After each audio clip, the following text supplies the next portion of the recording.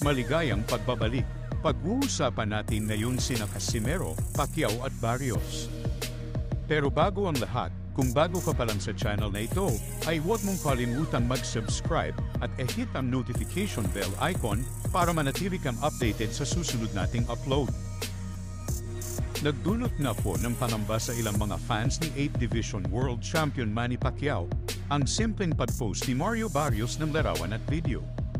Sa nasabing post kasi ay pinakita nito ang bato-batong katawan na ayon sa mga netizens ay tila hindi tatablan ng suntok ng ating pambato.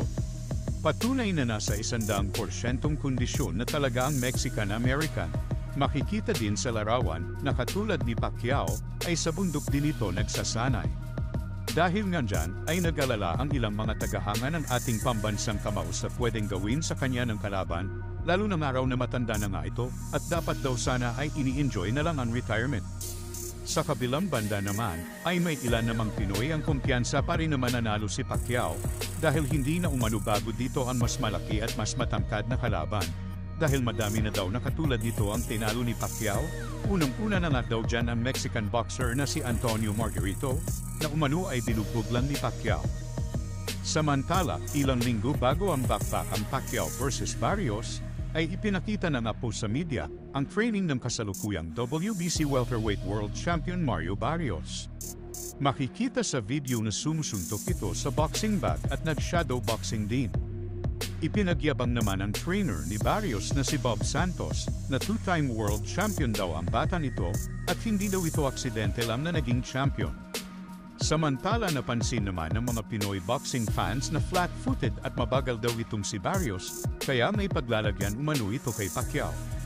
Habang nag-jumping rope naman si Barrios ay binastos ng trainer nito ang pambansang kamao at sinabing dalawa lang daw ang pupuntahan ni Pacquiao, pwede daw na ospital o pwede din na sementeryo.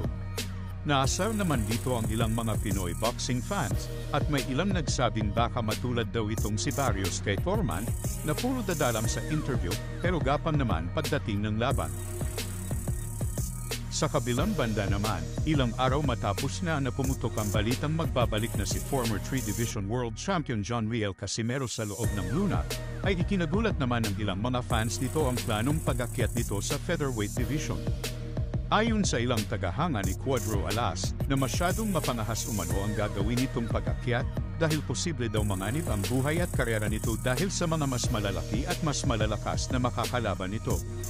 Sagot naman ni Casimero na wala daw dapat ipag-alala ang kanyang mga tagahanga dahil sisiguraduhin daw nito na hindi ito matatalo. Dahil kung matalo daw ito, ay tuluyan ng araw itong magre-retire sa pagbo-boxing. Kung kaya alam-alam sa mga fans, gagawin ito ang lahat para manalo, nang sa ganun ay mas matagal at mas madaming beses pa itong makikitang lumaban ng kanyang mga tagahanga.